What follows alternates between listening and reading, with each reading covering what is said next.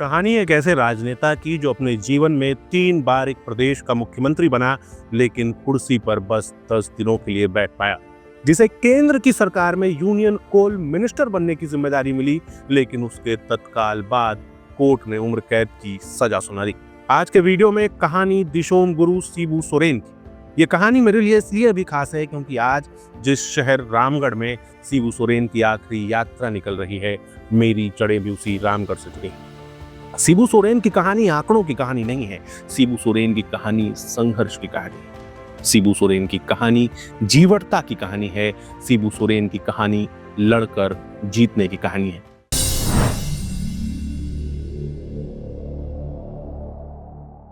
शिबू सोरेन की कहानी की शुरुआत तब होती है जब वो बस 13 साल के थे। शिबू सोरेन अपने बड़े भाई के साथ गोला के हॉस्टल में रहकर पढ़ाई कर रहे थे और उनके पिता सोबरन मास्टर गांव के स्कूल में पढ़ाते थे, लेकिन साथ ही लोगों में जागरूकता अभियान चला रहे थे। वो चाहते थे कि जनजातीय समुदाय शराब से बाहर निकले और अपनी जमीनों को बेचना बंद करे, उनकी जमीनों के ऊपर कब्जा ना किया जाए। इन सबको लेकर के शिबू सोरेन के पिता सोबरन मास्टर की स्थानीय जो जागीरदार थे उनके साथ लड़ाई हो गई, जिसके बाद एक दिन जब सोबरन मास्टर घर से हॉस्टल में बच्चों को कुछ खाने के लिए देने जा रहे थे, रास्ते में उनकी हत्या कर दी गई।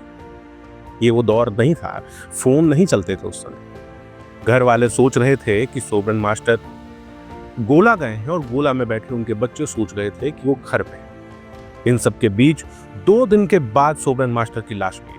सोबरन मास्टर की लाश मिलने के बाद शिबू सोरेन के बड़े भाई ने उनसे कहा कि तुम पढ़ने में अच्छे हो, कुछ कर सकते हो, तुम पढ़ाई करो, घर की चिंता मैं देख लूंगा।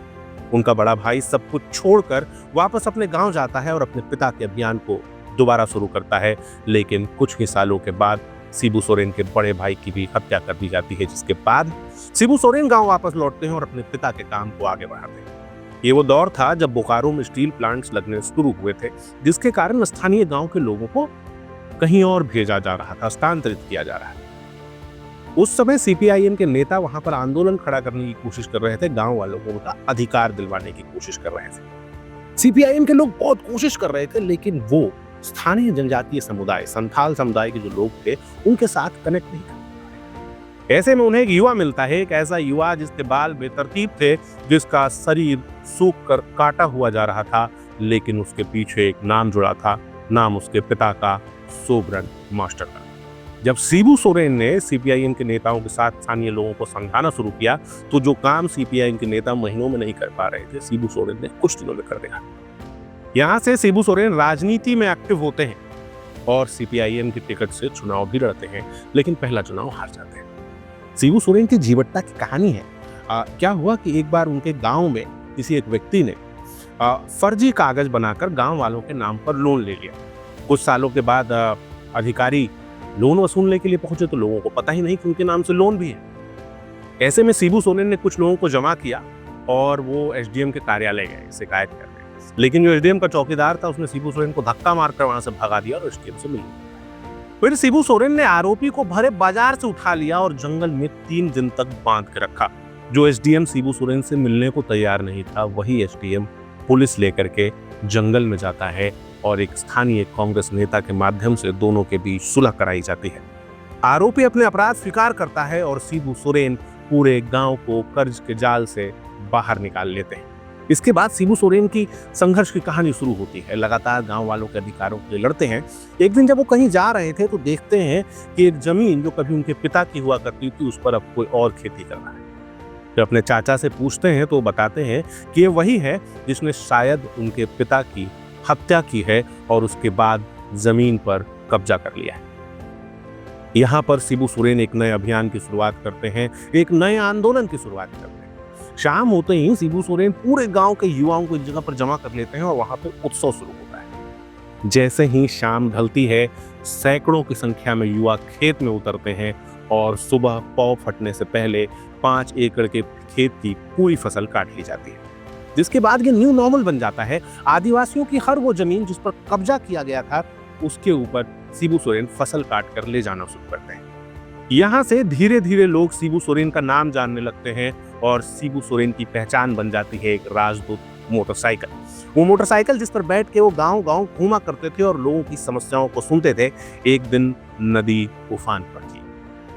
नदी उफान पर थी और शिबू सोरेन का नाम अब तक पुलिस की डायरियों में बार बार आता रहा था। शिबू सोरेन नामजद अपराधी की कैटेगरी में आने लगे थे। नदी उफान पर थी और शिबू सोरेन के पीछे पुलिस, सामने नदी में बाढ़ आया हुआ था। देख करके सबको यही लगा कि आज तो शिबू पकड़े जाएंगे, लेकिन वो शिबू सोरेन थे।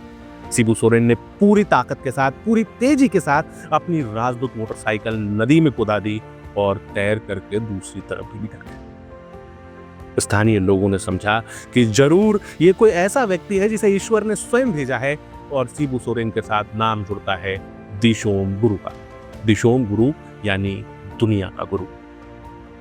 शिबू सोरेन का ये सामाजिक आंदोलन धीरे धीरे राजनीतिक आंदोलन बनता जाता है और 1972 में वो झारखंड मुक्ति मोर्चा की स्थापना करते हैं। उद्देश्य बिहार से झारखंड को अलग करना, जनजातीय समुदाय, स्थानीय आदिवासी समुदाय को उनका अधिकार दिलाना, उनको उनका अपना राज्य देना। क्योंकि बिहार के साथ जब झारखंड जुड़ा हुआ था, उस समय पटना से झारखंड इतनी दूर पड़ता था कि जो अधिकारी थे, जो नेता मंत्री थे, वो वहां की तरफ कभी ध्यान भी नहीं देते थे। झारखंड के सारे खनिज निकाल करके बिहार का विकास किया जा रहा था, जिसके विरोध में शिबू सोरेन का पूरा आंदोलन था। आखिरकार साल 2000 में झारखंड अलग राज्य बनता है और शिबू सोरेन चुनाव लड़ते हैं। पहला चुनाव जीत तो जाते, लेकिन उनकी पार्टी के पास इतनी सीटें नहीं होती कि वो सरकार बना पाए। 2005 में शिबू सोरेन झारखंड के मुख्यमंत्री बनते हैं, लेकिन 10 दिन के अंदर इस्तीफा देना पड़ता है क्योंकि बहुमत साबित नहीं कर पाते। इसके बाद शिबू सोरेन 3 बार झारखंड के मुख्यमंत्री बनते हैं और 3 बार में मात्र 10 महीने के लिए कुर्सी पर बैठ पाते हैं। 2004 में जब मनमोहन सिंह की सरकार बनती है तो शिबू सोरेन को यूनियन कोल मिनिस्टर का पोर्टफोलियो दिया जाता है, लेकिन अफसोस की बात कि कुछ ही महीनों के बाद एक पुराने मामले में उनके खिलाफ सजा सुनाई जाती है। इस मामले को चिरूड केस के नाम से जाना जाता है, जिसमें शिबू सोरेन के ऊपर यह आरोप था कि जब एक बार स्थानीय आदिवासी समुदाय और मुसलमानों के बीच में संघर्ष हुआ तो 10 लोगों की हत्या कर दी गई और हत्या करने का सबसे मुख्य आरोपी शिबू सोरेन थे। शिबू सोरेन इस मामले से निकलने की कोशिश ही कर रहे थे कि 2006 में एक और मामले पर उनके खिलाफ फैसला सुना दिया जाता है। ये मामला था शशिकांत झा की हत्या का। शशिकांत झा, जो एक समय पर शिबू सोरेन के पर्सनल सेक्रेटरी हुआ करते थे, शिबू सोरेन के ऊपर ये आरोप लगे थे कि उन्होंने दिल्ली से शशिकांत झा को किडनैप किया और रांची में लाकर उनकी हत्या कर दी। इस मामले में शिबू सोरेन को उम्र कैद की सजा सुनाई जाती है और 2007 में जब उनकी गाड़ी काफिले में उनको दुमका जेल ले जाया जा रहा होता है तो उनकी गाड़ी पर बम से हमले किए जाते हैं। खैर, कुछ समय के बाद शिबू सोरेन के ऊपर से ये उम्र कैद की सजा हट जाती है और शिबू सोरेन को जमानत भी मिलती है, लेकिन तब तक उनकी राजनीति, एक्टिवनेस और शारीरिक शक्तियां कम हो रही थी। उनके बेटे हेमंत सोरेन राजनीति में ज्यादा एक्टिव होने लगते हैं और झारखंड के दूसरे ऐसे मुख्यमंत्री बनते हैं जिन्हें अपने 5 साल का कार्यकाल पूरा किया है। शिबू सोरेन के नाम के साथ कई सारे विवाद, कई सारे केस और बहुत सारे मामले जुड़े हुए हैं।